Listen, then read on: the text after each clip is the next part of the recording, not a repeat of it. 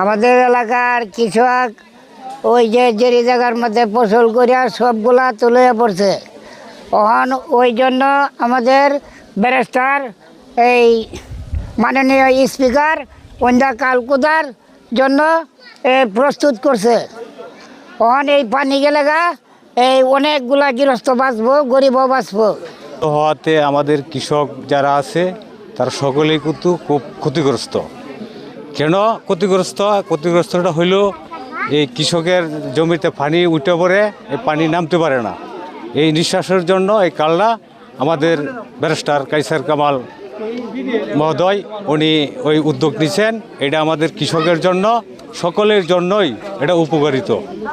এই শুকনার সিজনে এই কাল থেকে আমরা এই ধানের জমিতে আমরা দিতে পারতেছি, আর বর্ষাকালে এই পানি ধানের জমিতে আটক হয়ে ধানগুলো নষ্ট হয়ে যায়, পানি বাইরে হতে পারে না।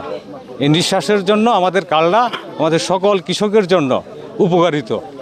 আশা ছিলাম এবং এটা হচ্ছে, তাতে আমরা অনেক খুশি। এবং আমরা অনেক চাষিরা আছি, মানে ধান অনেক পানির নিচে ডুবে গেছে, এখনও আছে। এই নদীটা করণ হইলে আমরা সবার জন্য সুবিধা হয়। এই পানিটা বন্ধ নামে গেলে মানে জমিগুলো আমরা আবাদ করতে পারি, চাষ করতে পারি। এক সময় এখানে একটা খাল ছিল, পরে বন্ধ হয়ে গেছে। এখন আবার কাউসার কামাল আওয়ার পরে কোনো নদীতে খনন করার চিন্তা ভাবনা করতেছে। এদিকে পানিটা আটকে থাকলে ফসলের ক্ষতি হয়, মানে এদিক দিয়ে খাল করে দিলে ফসলের ভালো হইব আর কি, উৎপাদন হইব। আবার ওহন কাইসাল কামাল আয়া ওহন আরেকবার নদী করব, আমরা ফসল বালা করতে পারবাম। আর এক সময় ফসল বালা হইছে না, ডুবে যাইতো। ওহন এই কাল খনন করলে আমরা সুবিধা হইব।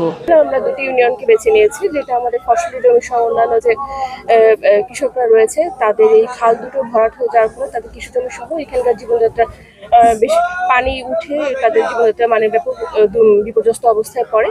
তো আমরা একটি কুল্লাগড়া খাল এবং একটি কাকইগড়া, এই দুটি খাল খননের কার্যক্রম সম্পন্ন করেছি।